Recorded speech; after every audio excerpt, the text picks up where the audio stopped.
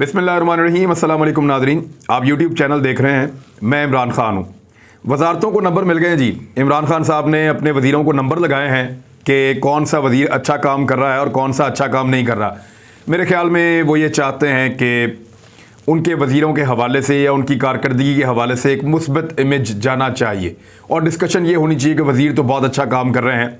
अगर वज़ीर बहुत अच्छा काम कर रहे हैं तो वो काम नज़र आना चाहिए और उस काम का फ़ायदा अवाम को मिलना चाहिए। कुछ जगहों पे हो रहा है लेकिन बहुत सारी जगहों पे नहीं हो रहा। सरमायादार को फ़ायदा हो रहा है, ताजर को फ़ायदा हो रहा है, बड़े आदमी को फ़ायदा हो रहा है, सनतकार को फ़ायदा हो रहा है। आम आदमी, तनख्वाहदार तबका, वो पिसा हुआ है, उसको कोई फ़ायदा नहीं हो रहा। महंगाई लगातार बढ़ती चली जा रही है और वहाँ पब्लिक के लिए कुछ मौजूद नहीं है। वज़रा जो हैं वो जिस तरह का काम कर रहे हैं, जिस अंदाज में काम कर रहे हैं, चंदे को छोड़ के ऐसा लगता है कि सत्तू पी के सो रहे हैं। इमरान खान साहब की कैबिनेट है, उनकी अपनी चॉइस है और जो उनके पास लोग अवेलेबल थे उन्हीं के अंदर से उन्होंने लोग लेने थे। जहां तक जब भी मैं कंपैरिजन करता हूं ना इमरान खान का, नवाज शरीफ का और आसिफ अली जरदारी का, तो फिर मुझे मजबूरन इमरान खान के साथ खड़े होना पड़ जाता है। मुझे लगता है निस्बतन बेहतर आदमी है, मुझे लगता है वो उस तरह करप्ट आदमी नहीं है, वो सिस्टम के अंदर उस तरह से लुथड़ा हुआ नहीं है जैसे ये लोग हैं, या उसने इक्तदार पाकिस्तान पे कोई 30 साल नहीं किया हुआ जैसे इन्होंने किया हुआ है। तो इसलिए वहां एक मार्जिन में इमरान खान के लिए छोड़ देता हूं। लेकिन बाकी सारों के लिए हम क्यों छोड़ें? ये लोग तो जोकों की तरह चिपके हुए हैं, पिछले कई हुकूमतों से वजारतों में चले आ रहे हैं, तो ये अब काम क्यों नहीं कर रहे? वजारतों को जो नंबर मिले हैं ना, उसमें 10 बेहतरीन वज़रा के नाम दिए गए। पहले नंबर पे मुराद सईद। ये तस्लीम कर देते हैं, मुराद सईद वाकई अच्छी कार्रवाई उन्होंने डाली है। उन्होंने सड़कों के मामलात हैं, दीगर हैं, उन्होंने अच्छा काम किया। गो के बहुत सारी सड़कें उन्होंने ऐसी इफ्तिताह करवाई जो नवाज शरीफ साहब के दौर में शुरू हुई थी। लेकिन उनके ऊपर एक जो अच्छी बात है वो ये है कि उन्होंने रेवेन्यू में इजाफा किया और दूसरा सड़कों की जो कॉस्ट है उसको कम किया और उसके म्यार के ऊपर उनका दावा है कि हमारा म्यार बहुत अच्छा है। लेकिन यह पंजाब में सूबाई हुकूमत ने जितनी सड़कें बनाई है ना, उनमें आधी तो धुल गई हैं मौजूदा बारिशों में और आधी जो रह गई हैं वो अगली बारिशों में धुल जाएंगी। इंशाल्लाह सबको नजर आ जाएगा। इंतहाई सब स्टैंडर्ड और 2 नंबर सड़कें बनाई हैं और उनकी साइडों के ऊपर जो पौधे लगाने का प्रोग्राम था वो कहीं भी नहीं लगे और कोई काम उस तरह का नहीं हुआ ढंग का जिसका दावा ये हुकूमत कर रही थी, नहीं हुआ। और जितना मर्जी आप कहें, लेकिन पंजाब हुकूमत ने, उस्मान बुज़दार साहब ने बुरी तरह डबो दिया है इमरान खान साहब की पॉपुलैरिटी को इस सूबे में। कैसे, मैं आपको बताता हूं। सही जगह पर सही बंदा लगाना इमरान खान साहब की जिम्मेदारी थी। उन्होंने लगाया चुन के उस्मान बुज़दार को। पुलिस का बेड़ा गर्क। यानी मैं आपको एक छोटी सी मिसाल देता हूं। एक लैंड माफिया है और उस लैंड माफिया ने कुछ लोगों को अगवा किया चंद दिन पहले। इस केस के बारे में मुझे पता चला, मैंने डीआईजी से बात की, मैंने उस्मान बुज़दार का जो सेक्रेटरी है उससे बात की, मैंने जो आईजी साहब हैं उनके दफ्तर में दरखास्त दी, मैंने जो मुख्तलिफ सीनियर पुलिस ऑफिसर हैं उनको कहा कि ये ज्यादती हुई है, ये लैंड माफिया है, ये ताकतवर लोग हैं, इन्होंने बंदे अगवा किए हैं, घर से उठाए हैं, ये कैमरे की फुटेज है, ये नजर आ रहा है बंदे उठा रहे हैं और ये सारी चीजें क्रिस्टल क्लियर हैं, बंदे गिरफ्तार करें, कार्रवाई करें।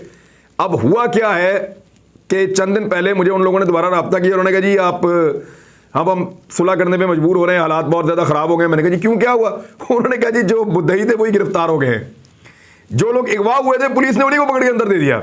सारी रात उनको अंदर रखा, उनको दबाव डालते रहे, सुबह छोड़ दिया। और ये सब कुछ तब हुआ जब उस्मान बुज़दार के दफ्तर ने खुद पुलिस को कहा कि आपने इंसाफ करना है। तो ये इस लेवल का इंसाफ हो रहा है और सुबह पुलिस ने छोड़ दिया, कार्रवाई भी कोई नहीं की और छोड़ के ये कहा कि अब आपको सबक आ गया होगा। ये हालात हैं पुलिस के। चैलेंज करता हूं वज़ीर दाखिला को, उस्मान बुज़दार को, सबको फोन करें, इस केस के हकायक लें और फिर शीशे में जाके अपनी शक्ल देखें कि लैंड माफिया के लिए, थोड़े से पैसों के लिए आपकी पुलिस कैसे खा रही है और खाने पे मजबूर है और बार बार खा रही है थोड़े से पैसों के लिए। सिर्फ ये कि वो एक लैंड माफिया है, उनकी सोसाइटी है, उनके पास पैसे बहुत ज्यादा हैं, ये गरीब और कमजोर आदमी है, इसने उनसे टक्कर ले ली है, अब वो इसको उठा के घर से भी ले जाएंगे, इसके किराएदार को भी अच्छा। वहां जो दूसरा आदमी था वो एक चाइना की बहुत बड़ी कंपनी है, बहुत बड़ी कंपनी है चाइना की, वो उसका डायरेक्टर था।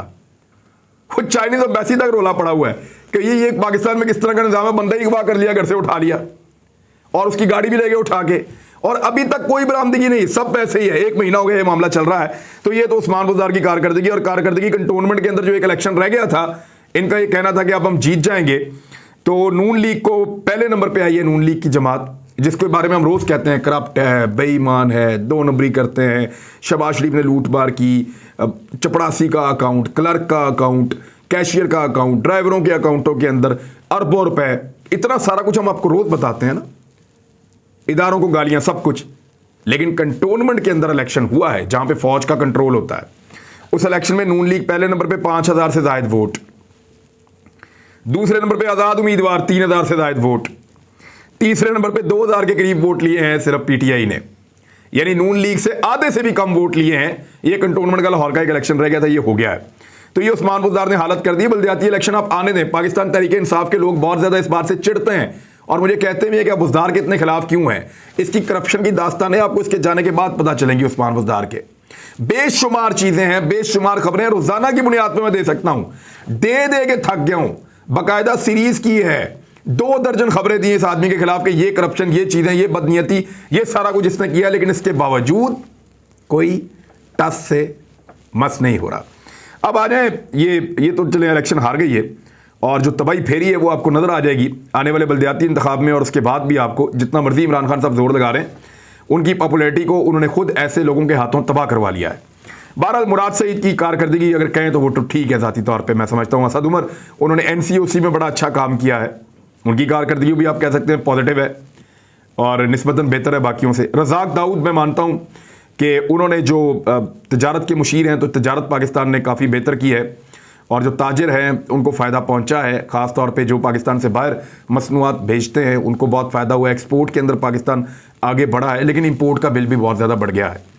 तो रज़ाक दाऊद ठीक है। सानिया नश्तर, उन्होंने काफ़ी काम किया, सब लोग जानते हैं। वो गरीबों की मदद के लिए एहसास कफ़ालत हो या सेहत कार्ड हो या इस किस्म के दूसरे जो पाकिस्तान तहरीक इंसाफ के जो मेन पोस्टर्स हैं, जो बड़े बड़े प्रोग्राम हैं, उनके अंदर सानिया नश्तर इन्वॉल्व हैं और वो वाकई मेहनत कर रही हैं, काम कर रही हैं। मुईद यूसुफ एक ज़हीर आदमी है और काम करने वाले आदमी हैं, दिन रात काम करते हैं, दिल लगाकर काम करते हैं और उन्होंने कहीं ना कहीं अपनी जगह इस कैबिनेट के अंदर बनाई हुई है।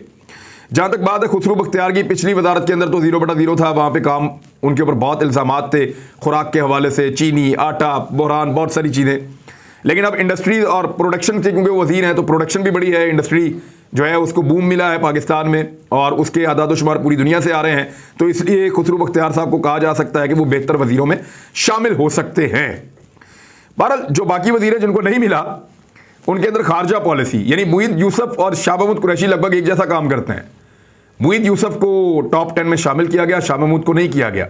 इसका मतलब है इमरान खान साहब अपने जो खारजा पॉलिसी है या अपनी हुकूमत की जो खारजा कारकर्दगी है खारजी महाज के ऊपर, हालांकि यही उनका सबसे मेन नुक्ता है, उस पर अपने वज़ीर साहब से ज़्यादा मुतमईन नहीं है और उनको नीचे रेट कर रहे हैं। और इसकी एक वजह यह भी है कि इमरान खान साहब खुद खारजी महाज के ऊपर बड़े सरगर्म हैं और उनकी मौजूदगी में उनका जो वज़ीर है वफाकी, शाह महमूद कुरैशी, वो अंडरमाइन हो जाते हैं, वो थोड़ा सा वो लो में चले जाते हैं। फिर जरताज गुल या मलक अमीन असलम वगैरह ये लोग हैं, तो ये इन्होंने ग्रीन पाकिस्तान के लिए बड़ा काम किया माहौलियात के अंदर और ये पाकिस्तान तहरीक इंसाफ के मेन प्रोग्राम्स में से एक प्रोग्राम है। अब ये लोग भी इससे बाहर हैं। वजारत कानून ने बहुत ज़बरदस्त काम किया, फ़रूक नसीम ने, इमरान खान साहब ने उनकी बड़ी तारीफ भी की है, वो भी उससे बाहर है। उनके बाहर होने पर मुझे हैरत है वैसे कि उनको इससे बाहर नहीं होना चाहिए था, उनका जो है वो उनको अंदर होना चाहिए था। जिस किस्म की उन्होंने मेहनत करके बहुत लंबा चौड़ा एक पाकिस्तान पीनल कोड के अंदर तजावीज़ दी हैं और उसको तब्दील करने जा रहे हैं। वजारत इत्तलात फवाद चौधरी बहुत एक्टिव आदमी है, उनका बाहर रहना भी मुझे थोड़ा अजीब लगा। उन्होंने इस्लाहात भी लाए हैं, पीटीवी को दुरुस्त किया है, पीटीवी में बहुत अच्छा काम किया है। माजी में इंफॉर्मेशन के अंदर इतना काम नहीं होता, लेकिन इन्होंने किया है। उनका बाहर रहना मुझे अजीब लगा। वजारत ख़जाना जो पाकिस्तान के अंदर गरीब आदमी की गुर्बत दूर करने में नाकामी है, उसकी वजह से इनको बाहर ही रहना चाहिए बड़े लंबे अरसे तक। और मुझे ख़तरा था कि कहीं हमाद अज़हर अंदर ना आ जाए, क्योंकि इमरान खान साहब के बड़े ब्लू आइड हैं, उनको बहुत पसंद है हमाद अज़हर साहब, तो वो कहीं अंदर ना आ जाएं, उनको बाहर रहना चाहिए था। और बिल्कुल वो बाहर हैं, लेकिन गर्मियों में जब गैस का बहरान ख़त्म हो जाएगा तो हमाद अज़हर साहब अपनी कारकर्दगी की बुनियाद पे जो ताल्लुकात बनाने में वो बड़ी ज़बरदस्त दिखाते हैं, उस बुनियाद पे शायद वो अंदर आ जाएं। ये अवाम को रिलीफ देने की बुनियाद के ऊपर तो अंदर नहीं आ रहे। परवेज़ खटक को वजारत ही ऐसी दी है, उसके अंदर क्या करें बेचारे। सिविल मिलिट्री ताल्लुकात तो मिसाली हैं, लेकिन उनको वजारत दफ़ा दी हुई है। अब एक आदमी जो वज़ीर आला था तो उसने ऐसा डिलीवर किया कि पाकिस्तान तहरीक इंसाफ 2/3 अक्सरियत लेके इक़्तिदार में आ गई खैबर पख्तूनख्वा में। पहली मरतबा ऐसा वजीर आला आया जिसके बाद दोबारा हुकूमत बनी उस सूबे में। अब उस आदमी को आप वजीर दिफा लगा देंगे तो दिफा के महकमे के अंदर तो वजीर के पास करने के लिए कुछ होता ही नहीं है, तो वो इर्रेलीवेंट है। वैसे ही वजारत ही इर्रेलीवेंट है, तो वो टॉप 10 के अंदर उनका काम ही कोई नहीं है।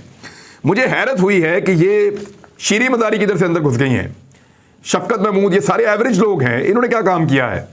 शीरी मदारी, शफकत महमूद और जो हमारे वजीर खुराक हैं फ़खर इमाम साहब, यानी इन लोगों ने ऐसा क्या कारनामा किया है जिसकी वजह से इनको टॉप 10 के अंदर लाया गया। मेरे ख्याल में इमरान खान साहब को मैकेनिज्म बनाना चाहिए, बाकायदा हर वजीर की कारकर्दगी को बुलेट पॉइंट के अंदर लिख के बताना चाहिए कि इस वजीर की ये कामयाबी है और ये नाकामियाँ हैं, हमें बताएं ताकि हमें भी पता चले कि ये वजीर आगे पीछे क्यों हो रहे हैं, इनको नंबर सही या गलत क्यों मिल रहे हैं। ऐसा तो नहीं है कि जाती पसंद या नापसंद है, तो पता तो हमें तभी चलेगा जब कोई एक मैकेनिज्म बनाएंगे, तरीक़ेकार बनाएंगे, उसके अंदर बताएंगे कि इस वजीर को इस कामयाबी की बिना पर ऊपर लाए हैं, इस वजीर को इस नाकामी की बिना पर नीचे लेकर गए। ये टास्क पूरे कर रहा है, ये नहीं कर रहा, ये रीजंस हैं। बहरहाल ये करेंगे तो फिर पता चलेगा। दूसरी जानिब हमजा शहबाज और शहबाज शरीफ के खिलाफ फर्द जुर्म आयद की जाएगी 18 फरवरी को। यह मामला बड़ा संगीन है और बड़ा सीरियस मामला हो चुका है अब शरीफ खानदान के लिए। मनी लॉन्ड्रिंग का मामला है। FIA ने इसके ऊपर काम किया है। 13 दिसंबर 2021 को FIA ने चालान जमा करवाया था अदालत में। 7 वॉल्यूम्स पर मबनी ये चालान है जिसमें 4000 से ज़ायद सफ़ात हैं और 16 अरब से ज़ायद की मनी लॉन्ड्रिंग है, जिसकी तफसीलात इसके अंदर मौजूद हैं। FIA ने 100 गवाहान की लिस्ट पेश की हुई है और उस लिस्ट के अंदर FIA ने आगे ये लिखा हुआ है कि ये 100 गवाहान पेश होंगे अदालत के अंदर गवाही देने के लिए। 28 बेनामी अकाउंट्स का सुराग लगाया था FIA ने, जो 2008 से लेकर 2018 तक चपड़ासियों, क्लर्कों, ड्राइवरों, कैशियर्स, उनके नामों के ऊपर लाहौर में और चनियोट के बैंकों में खोले गए। अब ये 16 अरब का FIA ने मालियाती तजज़िया किया है। 17,000 से ज़्यादा क्रेडिट ट्रांजैक्शंस की मनी ट्रेल उन्होंने ढूंढी है और बड़ा पक्का हाथ डालकर हमजा शहबाज और सलमान शहबाज के ऊपर यह केस बनाया है। और शहबाज शरीफ, ये 3 लोग इसमें मरकजी मुलजिम हैं। 2 ने जमानत करवाई हुई है और तीसरा जो है वो इश्तिहारी है। और वो जो तीसरा इश्तिहारी है उसके बारे में भी एक खबर आप सुन लें। ये सलमान शहबाज के बारे में लंदन में सहाफ़ी हैं इरफान हाशमी, उन्होंने एक खबर दी है। उन्होंने कहा as detail in the following annexes supplied by Carter रुक, the funds were received from an account belonging to a Switzerland registered company, McKinney Enterprise SA.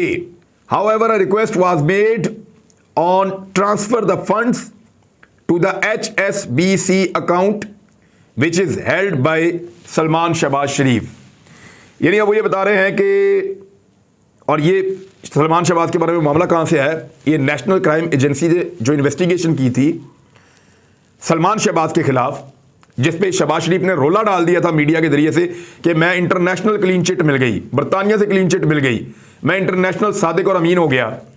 उसमें एक्चुअली शहबाज शरीफ का कहीं नाम ही नहीं है इस पूरी रिपोर्ट के अंदर, पूरी तहकीकात के अंदर शहबाज शरीफ इन्वॉल्व ही नहीं है। यह सिर्फ सलमान शहबाज की तफ्तीश हुई थी, सलमान शहबाज के अकाउंट फ्रीज हुए थे, शहबाज शरीफ या उनके केसेस से इनका कोई ताल्लुक नहीं था। एक चीज पे आप गौर कीजिए, क्लीन चिट किस बात की? बरतानिया के अंदर अगर कोई आदमी पैसे लेकर आता है किसी बैंक के जरिए से किसी भी मुल्क से, तो कोई मसला ही नहीं है। बरतानिया को क्या प्रॉब्लम है? वो पैसा पीछे से हलाल का है, हराम का है, 2 नंबर तरीके का है, 3 नंबर तरीके का है, बरतानिया को उससे क्या लगे? पैसा लीगल चैलेंज से आया, बंदा बरतानिया में मौजूद है, वो कारोबार कर रहा है, तो बरतानिया को क्या प्रॉब्लम है? बरतानिया अगर उसके बारे में इन्वेस्टिगेशन करेगा तो तभी उसके ऊपर कोई इंपैक्ट आएगा जब पाकिस्तान के अंदर इनको सजा होगी। पाकिस्तान में शहबाज शरीफ को, हमजा शहबाज को, सलमान शहबाज को सजा हुई नहीं उन केसेस में, तो उनकी बुनियाद में बरतानिया में कैसे अकाउंट फ्रीज हो जाए? ये नहीं हो सकता। टेक्निकली ये कोई क्लीन चिट नहीं है। अगर पाकिस्तान में आज सलमान शहबाज को, हमजा शहबाज को और शहबाज शरीफ को सजा हो जाए मनी लॉन्ड्रिंग के ऊपर इन्होंने पैसा गायब किया है, तो तब बरतानिया के अंदर पाकिस्तान एप्लीकेशन देके वो अकाउंट फ्रीज करवा लेगा, फिर ये वहां भी फंस जाएंगे। शहबाज शरीफ का कहीं नाम ही नहीं था जहां पे कह रहे थे क्लीन चिट मिल गई है, और ये स्विट्जरलैंड से पैसे जा रहे हैं सलमान शहबाज के अकाउंट में। और स्विट्जरलैंड में 90 की दहाई में, 2000 से लेकर 2010 तक की दहाई में पाकिस्तानियों के लिए सेफ हेवन है। पाकिस्तान के अंदर जितने भी मुख्तदर हल्के हैं, ताकतवर लोग हैं, इदारों में बैठे हुए लोग हैं, उनके और बड़े बड़े सियासतदानों के पैसे स्विट्जरलैंड में छुपाने का रवाज है। हमारे पूरे खित्ते के अंदर जो लोग लूट मार करते हैं वो पैसा ले जाके स्विट्जरलैंड के स्विस अकाउंटों के अंदर पैसा छुपाते हैं, जहां पे पैसा छुपाना नहायत आसान है। उसके लिए वो हासिल करते हैं कोई अकामा या कोई ऐसा डॉक्यूमेंट, उसकी बुनियाद के ऊपर जाके स्विट्जरलैंड में पैसा छुपा देते हैं। अब सलमान शहबाज को पैसा स्विट्जरलैंड की एक कंपनी से शिफ्ट हो रहा है। कहां से आया? अब वहां से भी कोई कतरी खत लेके आएंगे स्विट्जरलैंड से कि जनाब ये हमने पैसा इसलिए दिया है कि इनके दादा के साथ हमारे कारोबार थे या इनके परदादा के साथ हमारे कारोबार थे। अजीब किस्म की कहानियां हैं। बार-बार स्विट्जरलैंड से पैसे सलमान शहबाज को जा रहे हैं। अब आ जाए फर्द जुर्म आयद होने वाले केस की तरफ। ये केस बड़ा क्रिस्टल क्लियर होता चला जा रहा है और इस केस के अंदर इतना कुछ है कि बहुत मुश्किल है, क्योंकि अदालत इतनी सारी चीज़ें देखने के बाद जो है वो मुजरिमान को सजा ना दे। तो शहबाज शरीफ साहब बहुत बुरी तरह फंसे हुए हैं और अपने आप को निकालने के लिए उनके पास रास्ता एक ही है। निकालने के लिए उनके पास रास्ता क्या है शहबाज शरीफ के पास? वो यही है कि वो वज़ीर आज़म का इलेक्शन लड़ें और उसके लिए कोशिश करें। और उसके लिए अब वो जहांगीर तरीन से भी मिलेंगे, काफ लीग से भी मिलेंगे, बाकी सबसे मिल भी रहे हैं। वो हर एक से वो मुलाकात कर रहे हैं और कोशिश कर रहे हैं कि हुकूमत के जो MNAs हैं उनको भी तोड़ा जाए और तोड़ने के बाद कामयाबी के साथ इमरान खान साहब के खिलाफ तहरीक अदम एतमाद लाई जाए और उसके बाद शहबाज शरीफ साहब खुद वज़ीर आज़म पाकिस्तान बने। इसमें प्रॉब्लम एक ही है, हो सकता है इमरान खान साहब की पार्टी के बंदे भी टूट जाए, हो सकता है इत्तेहादी भी टूट जाए, लेकिन प्रॉब्लम पाकिस्तान पीपल्स पार्टी का है जिस पे PMLN भरोसा नहीं कर सकती, क्योंकि पीपल्स पार्टी कभी नहीं चाहेगी कि उनकी सिंध हुकूमत भी गिर जाए। दूसरी जानिब बिलावल भुट्टो जरदारी साहब ने एक चैलेंज किया इमरान खान साहब को कि हिम्मत है तो असेंबली तोड़ दें, ये बिलावल का कहना है। तो मैं तो बिलावल साहब से सिर्फ इतना कहूँगा कि अगर हिम्मत है तो सिंध में आटा उतने का बेच के दिखाएं जितने का पंजाब में या बाकी सूबों में बिक रहा है। इतनी सी बात है, हिम्मत है तो ये करके दिखाएं। अब तक के लिए इतने, अपना ख्याल रखिएगा, अपने इस चैनल का भी। अल्लाह हाफ़िज़।